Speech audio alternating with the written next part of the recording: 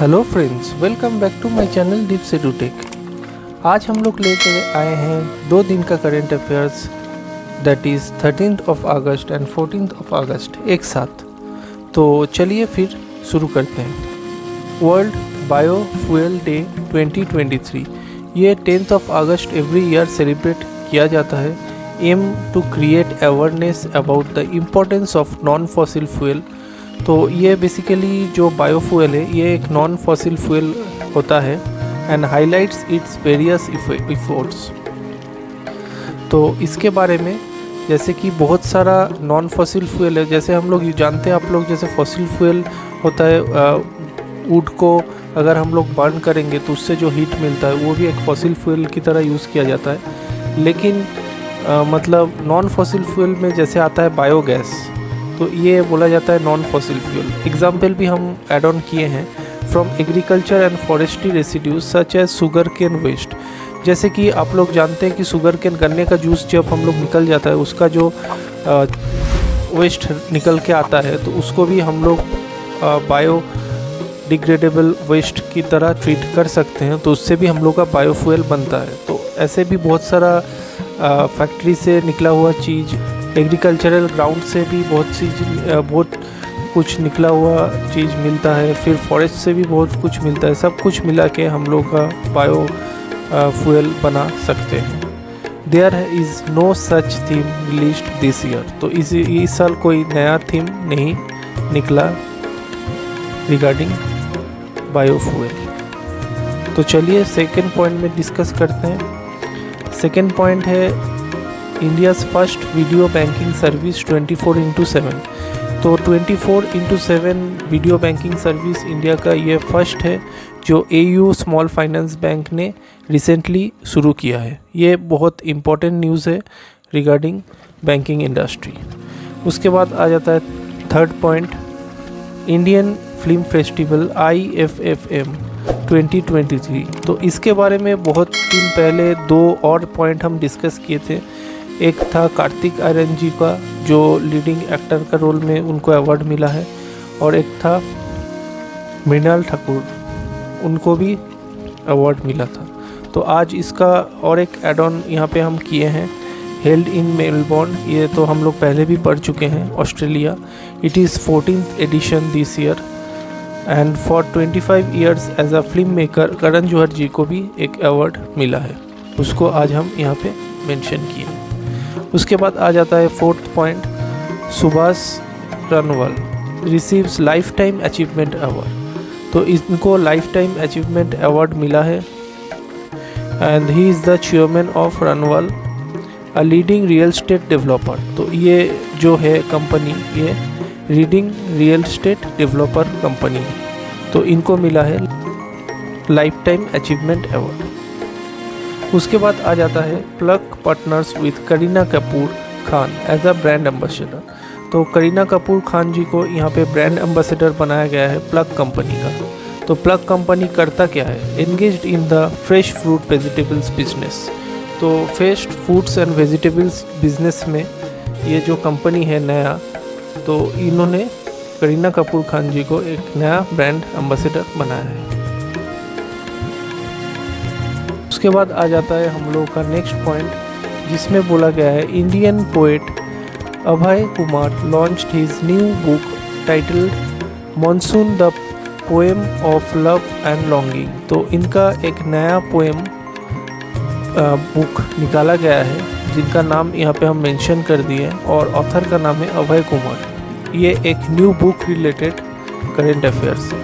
उसके बाद 7th point, international education summit 2023। ये रिसेंटली दुबई में हुआ है, होस्टेड बाय FEDA। तो ये FEDA है क्या, the federation of economic development association. तो इसका इतना ही मतलब ज़रूरी है, इसीलिए इतना ही हम मेंशन किए हैं। और जैसे कि आप लोगों का क्वेश्चन पूछ सकता है, इंटरनेशनल एजुकेशनल समिट 2023 कहाँ पे हुआ है, तो ये भी आ सकता है, और ये भी आ सकता है कि इसका होस्टिंग ऑर्गेनाइजेशन कौन सा है। तो ये 2 क्वेश्चन बन सकता है, इसीलिए ये दोनों पॉइंट हम यहाँ पे कवर किए हैं रिगार्डिंग दिस क्वेश्चन। ओके, तो ज़्यादा ज़रूरी नहीं है, जितना ज़रूरी है, जितना पोर्शन इम्पोर्टेंट है उतना ही हम मेंशन करते हैं। अगर आप लोग चाहे तो उतना ही पढ़ सकते हैं, अगर डीपली जाना है तो आप लोग ज़रूर गूगल कर सकते हैं, लेकिन मेरे को लगता है कि जितना ज़रूरी है उतना हम प्रोवाइड ऑलरेडी कर देते हैं। तो इसमें आप लोग इतना ही याद रखिएगा। तो आप लोग का जितना 4 पॉइंट रहता है उसमें 4 ऑप्शन रहता है, उसमें आप लोग देख के ज़रूर टिक मार पाइएगा। तो चलिए नेक्स्ट पॉइंट देखते हैं। 5% of birds found in India are endemic. तो एंडेमिक है क्या? Found in particular place. तो कोई भी पर्टिकुलर जगह का जो मतलब बर्ड है उसको वहीं पे मिलता है, तो इसीलिए उसको बोला जाता है endemic. As per geological survey of India, तो geological survey of India ZSI, तो ये जो ऑर्गेनाइजेशन है इन्होंने बोला है कि 5% of the birds found in India are endemic. तो इन्होंने और कुछ बोला है, there are 75 endemic birds are present in India. तो इंडिया में हम लोग का 75 एंडेमिक बर्ड्स ऑलरेडी प्रेजेंट है, जो मतलब बहुत सारा जगह में, अलग अलग जगह में हम लोग को मिलता है। उसके बाद और एक चीज़ यहाँ पे बोला गया है, मीन्स 78 बर्ड स्पीसीज ऑफ 100%। मतलब ये जो 5% है ये कितना है? ये 100% का 78 बर्ड स्पीसीज है। तो आशा करते हैं आप लोगों को ज़रूर समझ में आ रहा है। अगर समझ में नहीं आया तो ज़रूर आप लोग कमेंट सेक्शन में मेरे को क्वेश्चन कर सकते हैं। तो इसमें बोला गया है 100% में 5% जो है बर्ड्स, उसमें 78 बर्ड स्पीसीज ही शामिल है। ठीक है, तो ये था इस पेज का कुछ इम्पोर्टेंट करेंट अफेयर्स जो आप लोग ज़रूर नोट डाउन कीजिए और उसको आप लोग मेमोराइज़ कीजिए। ये आप लोगों के लिए हेल्पफुल रहेगा। सुबह 7 बजे मेरा वीडियो ऑनलाइन आ जाता है। आप लोग चाहे तो स्क्रीनशॉट रख सकते हैं फॉर टेम्पोररी पर्पस, लेकिन परमानेंट सॉल्यूशन के लिए आप लोग ज़रूर इसको नोट डाउन करके अपना एक कॉपी में रख दीजिए। आप लोगों के लिए ये प्रीवियस 6 मंथ्स का क्वेश्चन एग्ज़ाम में पूछा जाता है जनरली, तो आप लोग उसी के हिसाब से कैलकुलेट करके आप लोग अपना जो नोट्स है बनाते रहिए और मेरे को प्लीज़ सपोर्ट करते रहिए। तो चलिए नेक्स्ट पेज में चलते हैं। आज हम पहले ही बताना चाहते हैं कि आज का वीडियो थोड़ा सा लेंदी जाएगा, क्योंकि आज 2 दिन का करेंट अफेयर्स है और इसीलिए मेरे को 14 पॉइंट्स ऐड करना पड़ा है। आप लोगों के लिए ये जो नोट्स हम बनाते हैं तो इसमें बहुत मेहनत लगता है और आप लोगों के लिए ये हम कोशिश करते रहेंगे। तो प्लीज़ आप लोग मेरे को सपोर्ट कीजिए, इससे मेरे को एनर्जी मिलता है आप लोगों के लिए कुछ नया करने का।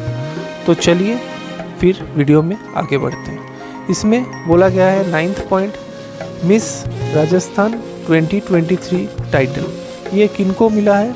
वैष्णवी शर्मा जी को मिला है, हेल्ड इन बिरला ऑडिटोरियम। तो ये जो पेंडेंट कंपटीशन है ये बिरला ऑडिटोरियम में हुआ है recently, organised by fusion group. ये ज़्यादा बड़ा सब नहीं है, अब सब एक ही लाइन का है।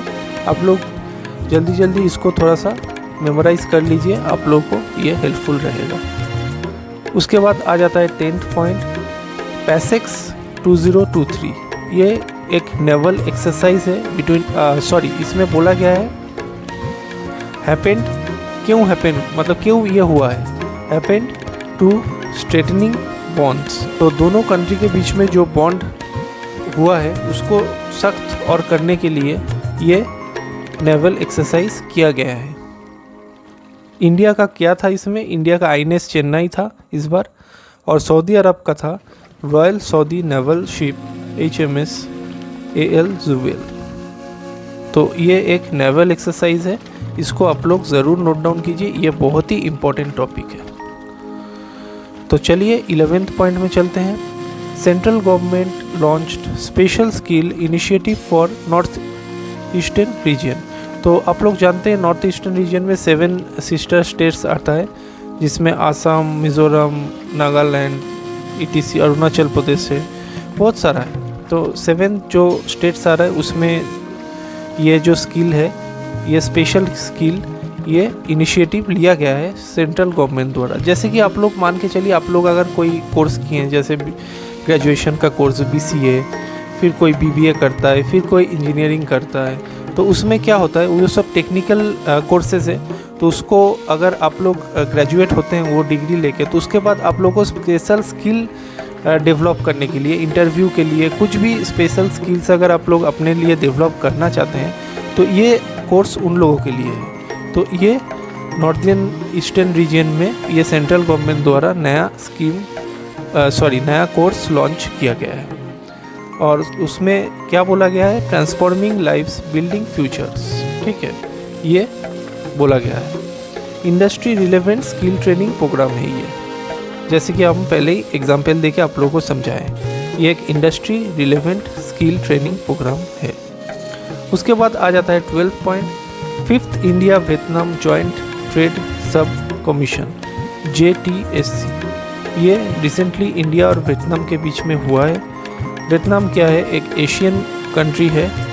उसके बाद यहाँ पे बोला गया है ये जो मीटिंग है ये कहाँ पे हुआ है, ये न्यू दिल्ली में हुआ है। इससे एक ही क्वेश्चन बेसिकली बनता है, इंडिया और वियतनाम का जो 5th joint trade submit commission meeting कहाँ पे हुआ है, तो ये न्यू दिल्ली में हुआ है। तो ये आप लोग इतना ही याद रखने से चलेगा। उसके बाद वियतनाम का थोड़ा सा स्ट्रेटेजिक है, यहाँ पे हम मेंशन किए हैं। कैपिटल है हनोई, करेंसी है डोंग। इसके बाद आ जाता है हम लोग का 13th point, the spiritual conference. तो ये एक कॉन्फ्रेंस हुआ है रिसेंटली, जो कि स्पिरिचुअल कॉन्फ्रेंस है, aspiring for super mind in the city of evolving consciousness.